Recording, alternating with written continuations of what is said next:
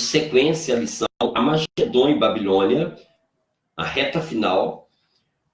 Existe um fato que aconteceu com o rei Elias, que nós podemos ver que os fatos que acontecerão agora nos eventos finais é muito interessante, porque aquela história de Elias é muito parecida com a história que nós vamos enfrentar agora.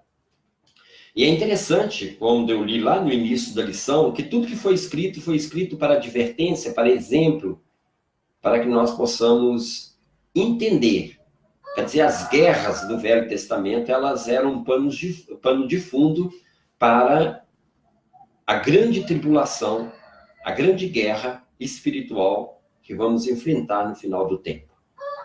Aquele episódio em que ficou 3 anos e pouco, né, sem chover, na época do profeta Elias. O rei era Acabe e a sua esposa chamava Jezabel. E Samaria estava passando por momentos muito difíceis. Para você entender a história, é importante que você lê todo capítulo 18 de 1 Reis. Né? Nós vamos ver a batalha aqui, interessante. É uma história que aconteceu, mas ela é pano de fundo do que vai se desenvolver nos eventos finais.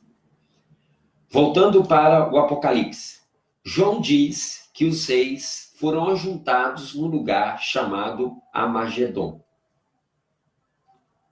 Onde se trava essa última batalha? Você que assiste filme, será que Armagedon é como está nos filmes? Respondo para você, não é. Apocalipse 16:16 fala, então os 3 espíritos os reuniram no lugar que em hebraico é chamado Armagedon. A palavra Armagedon, ela tem origem no hebraico Armagedone e significa Monte Megido. Eu quero dizer que não tem um monte com esse nome, mas tem uma cidade com este nome. E em volta dessa cidade, ou perto dessa cidade, existem vários montes, mas tem um monte que se destaca. É o Monte Carmelo. Ele é muito alto. E lá de cima do monte você vê a cidade de Megido.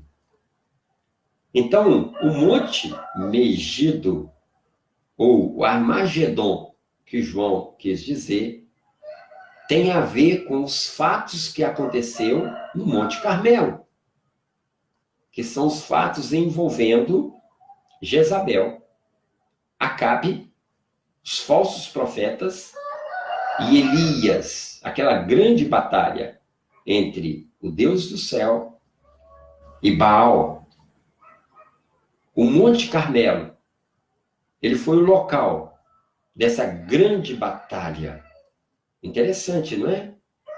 Elias estava envolvido nessa grande batalha.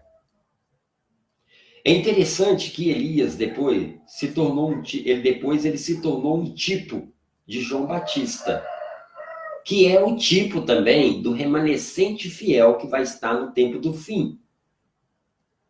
Todos eles preparam o caminho para a volta de Cristo. A falsa religião daquela época era comandada por uma rainha pagã chamada Jezabel. Não é interessante que no Apocalipse 17 fala de uma meretriz? Olha como que é muito parecido. O evento do Carmelo, gente, se ajusta perfeitamente às visões de Apocalipse 13 a 17, nos quais uma religião falsa usa um poder político. Jezabel, como religião falsa, usou Acabe como poder político. Ou seja, o que configura uma relação adúltera entre a igreja e o Estado. A meretriz do Apocalipse reproduz a figura de Jezabel, enquanto a besta no qual a meretriz está assentada é o dragão. No caso, reproduz a figura do rei Acabe. Jezabel conseguiu dominar a personalidade fraca de seu marido israelita, o que resultou num processo de paganização do reino de Israel.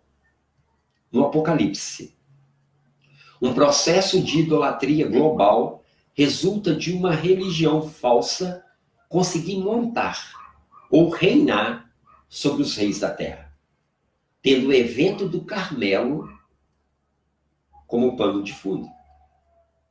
João prevê a batalha do Armagedon em termos de um conflito ou um confronto entre a verdadeira e a falsa religião, entre o verdadeiro e o falso dia de adoração, entre o Deus verdadeiro e a falsa representação dele na religião da meretriz, que é o mesmo, e da besta.